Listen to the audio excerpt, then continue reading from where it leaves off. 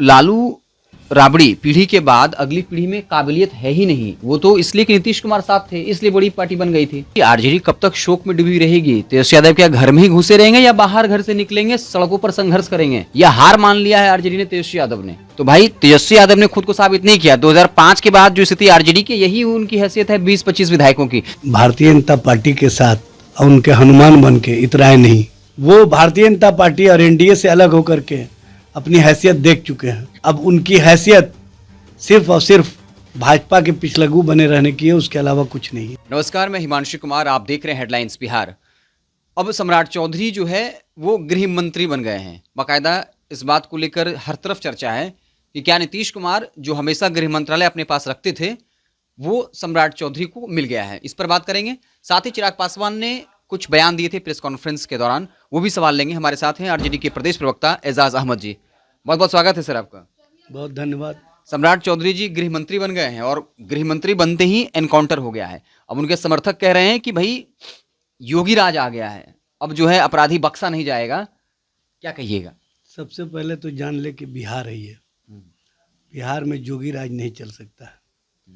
बिहार में न्याय और संविधान के अनुसार कार्य होता है, और जो न्याय और संविधान के विपरीत जाके कार्य करेगा उसकी स्थिति और परिस्थिति क्या हो जाती है सबको पता है।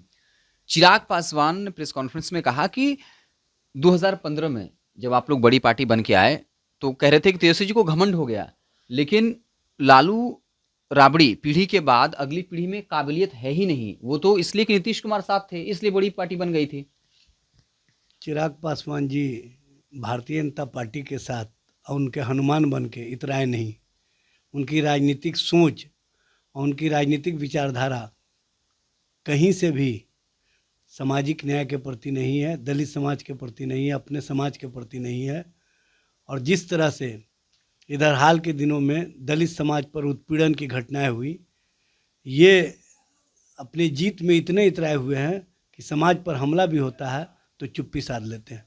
जो समाज के प्रति अपने उत्तरदायित्वों का निर्वहन नहीं करे, जो समाज के प्रति अपने सोच को स्पष्ट नहीं करे, उस व्यक्ति से नेतृत्व की आशा करना भी बेकार है। हाँ, वो व्यक्ति किसी के साथ रह के अपनी वैतरणी पार कर सकते हैं, अपनी राजनीतिक सोच को उनके साथ जोड़ करके अपने आप को स्थापित रख सकते हैं, लेकिन उनकी राजनीति या उनकी राजनीतिक सोच समाज के लिए नहीं है, विचार के लिए नहीं है। और जो समाज अब विचार से अलग होकर के काम करेगा उसको जनता स्वीकार नहीं करती है। वो भारतीय जनता पार्टी और एनडीए से अलग होकर के अपनी हैसियत देख चुके हैं, और अब उनकी हैसियत सिर्फ और सिर्फ भाजपा के पिछलग्गू बने रहने की है, उसके अलावा कुछ नहीं है। लेकिन क्या इसका क्या जवाब होगा? चिराग पासवान जो आरोप लगाए, 2015 में आप लोग बड़ी पार्टी तब बने जब नीतीश कुमार जी साथ थे। 2020 में उन्होंने कहा कि बड़ी पार्टी तब आरजेडी बनी जब हम अलग थे, एनडीए में नहीं थे। तो भाई तेजस्वी यादव ने खुद को साबित नहीं किया। 2005 के बाद जो स्थिति आरजेडी की, यही उनकी हैसियत है 20-25 विधायकों की। चिराग पासवान ने तल्ख अंदाज में ये कहा था। तो इस पर क्या जवाब दीजिएगा? एग्जैक्टली जो डेटा दिया उन्होंने। चिराग पासवान की हैसियत क्या है ये उन्होंने देख लिया है, और दूसरे के हैसियत पर बात करने से पहले अपनी हैसियत और अपनी राजनीतिक सोच को देख ले तो बेहतर रहेगा। सबको पता है कि तेजस्वी जी ने अपने संघर्ष, आंदोलन और कहीं ना कहीं अपने कार्यों के बदौलत बिहार और बिहार की राजनीति में स्वयं को स्थापित किया है, बिहार की जनता का विश्वास और समर्थन जीता है। चिराग पासवान चुनाव से पहले चुप क्यों थे, मौन धारण क्यों किए हुए थे? और चिराग पासवान को भी पता है कि इस बार चुनाव में किस तरह से खेल हुआ है और किस तरह से माध्यम बना करके चुनाव में वोटों का हरण करके चुनाव जीतने का काम एनडीए ने किया है। ये बताने की आवश्यकता नहीं है। जेडी वाले ये कह रहे हैं कि आरजेडी कब तक शोक में डूबी रहेगी? तेजस्वी यादव क्या घर में ही घुसे रहेंगे या बाहर घर से निकलेंगे, सड़कों पर संघर्ष करेंगे? या हार मान लिया है आरजेडी ने, तेजस्वी यादव ने? जेडीयू अपने नेतृत्व को बचा ले, उनके नेतृत्व को समाप्त करने के लिए भारतीय जनता पार्टी सामने खड़ी है।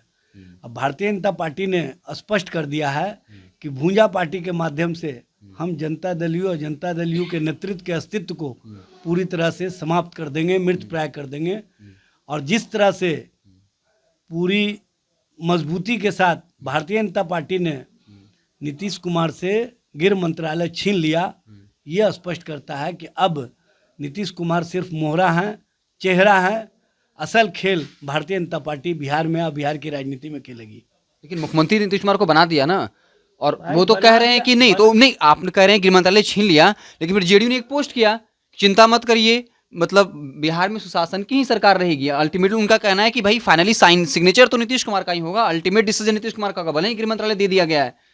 देखिए, अब वो जो कहना कह ले, लेकिन बिहार की राजनीति में, बिहार की जनता के बीच में ये संदेश चला गया है कि नीतीश कुमार का नेतृत्व दंत विहीन हो चुका है और नीतीश कुमार का नेतृत्व अब कहीं दिखेगा नहीं।